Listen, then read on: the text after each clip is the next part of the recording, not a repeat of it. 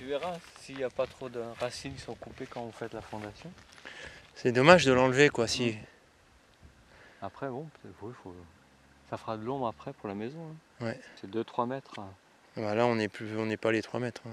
Je serais peut-être obligé de l'enlever. Hein.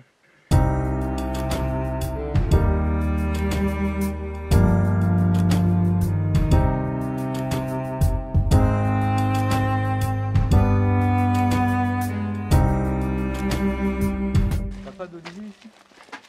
Bah l'olivier C'est le voisin. Il n'y a pas de branche là. Ah, ah mais il faut bien le laisser. Hein. Il risque de repartir. C'est très coriace. Hein. Non, il faut une branche avec des feuilles, Simon. Tiens, j'ai une branche avec des feuilles. Allez, ça le fera.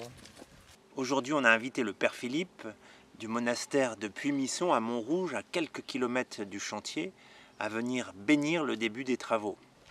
Ah, plus joli. Ça fait un petit hôtel? Posez-le.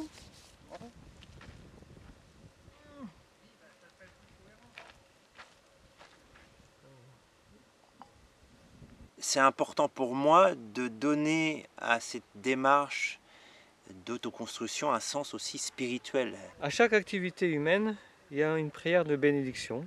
On se met sous le regard de Dieu, qui nous a donné une intelligence, qui nous a donné un corps pour pouvoir travailler, pour pouvoir subvenir à nos besoins, pour vivre la fraternité. Et comme toute activité, on peut se mettre sous le regard de Dieu. Et toute la vie d'un chrétien, c'est apprendre justement à découvrir cette présence du Seigneur qui est là et qui nous assiste à chaque moment de nos vies. Ça ne m'intéresse pas que ce projet ne soit que matériel.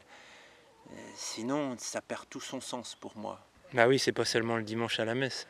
C'est pas seulement ce dimanche, c'est tous les jours, à chaque instant que le Seigneur est là et s'intéresse à tout ce qu'on fait, tout ce qu'on vit on construit non plus quand on bâtit, c'est pas que pour soi, mais c'est aussi pour les autres, pour cette ouverture, puisqu'il y a cette fraternité, puisque si nous sommes tous pères d'un même Dieu, si nous sommes tous fils d'un même Dieu, il y a une vraie fraternité et on ne travaille jamais que pour soi, on travaille pour les autres aussi. Si le Seigneur ne bâtit la maison, en vain travaillent les maçons. Si le Seigneur ne garde la cité, en vain la garde veille. L'œuvre que vous commencez ici doit faire grandir notre foi et ouvrir nos cœurs à la gratitude.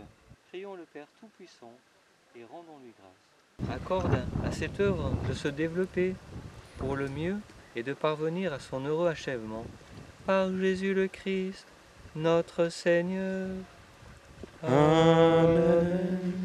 Je trouve que c'est important dans tout ce qu'on fait comme projet, dans tout ce qu'on a comme désir, comme rêve, de voir quelle place on peut donner au côté spirituel.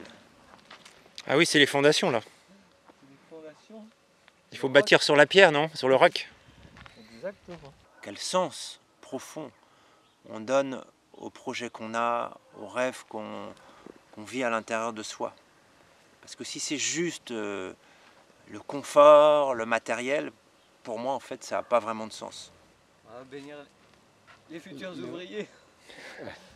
Pas les futurs, les ouvriers. Et puis tous ceux qui vont participer à ce projet aussi, qu'ils apprennent, Seigneur, à te connaître et à se savoir aimer de toi.